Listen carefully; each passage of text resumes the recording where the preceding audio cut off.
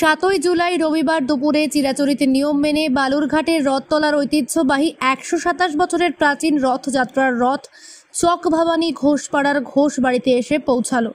এখানে বিগ্রহ পূজা ও জগন্নাথ দেবের ভোগের পাশাপাশি জগন্নাথের মাসির বাড়ি থেকে ভক্তদের প্রসাদ বিতরণের পর আবার রথতলার মাঠে গিয়ে জগন্নাথ পৌঁছাবে এবং সেখানে রথের মেলা শুরু হবে। ঘোষ বাড়ির অন্যতম সদস্য সুজয় ঘোষ ওরফে রাসু ঘোষ জানিয়েছেন, চকভাবানী রথতলার রথযাত্রার ঘোষপাড়ায় মাসির বাড়ি উৎসব আমাদের দিয়ে তৃতীয় পুরুষ চলছে। আমাদের পূর্বপুরুষ লক্ষ্মীনারায়ণ ঘোষ ও রামহরি ঘোষ এবং সেবাইত নীলকান্ত মুখার্জির সময় থেকে শুরু হয়েছে। আগে রথযাত্রার পর থেকে উল্টো রথ পর্যন্ত 7 দিন ব্যাপী ঘোষপাড়াতে জগন্নাথ দেবের পূজার পাশাপাশি ভাগবত পাঠ, কীর্তন ও ভক্তদের প্রসাদ বিতরণ করা হতো।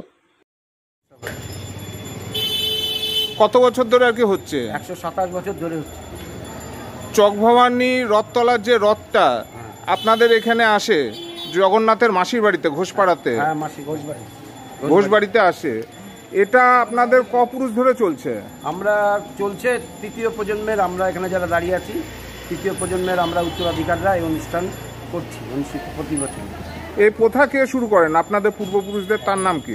দাদুরা লক্ষ্মীনারায়ণ ঘোষ, রামহরি ঘোষ এবং এখানকার চকভাবানী এলাকার আরও গণ্যমান্য ব্যক্তি নীলকান্ত মুখার্জি আমাদের কুলপুরোহিত ছিলেন এবং আরও এখানকার নাগরিকবৃন্দ যারা ছিলেন তারা মিলে করেছেন।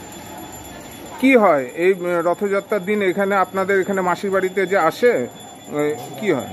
আমরা 7 দিন ধরে দুবেলা ভোগ আরতি, তারপরে নাম কীর্তন অনুষ্ঠান, প্রসাদ বিতরণ, যেটা যে আজকেও আমাদের এখানে রথ নিয়ে আসলো। আমরা এখনই অন্নের ভোগ বিতরণ অনুষ্ঠান এবং বিগ্রহ পূজা হচ্ছে, তার প্রসাদ বিতরণ অনুষ্ঠান কাজ আমরা এখনই শুরু করব।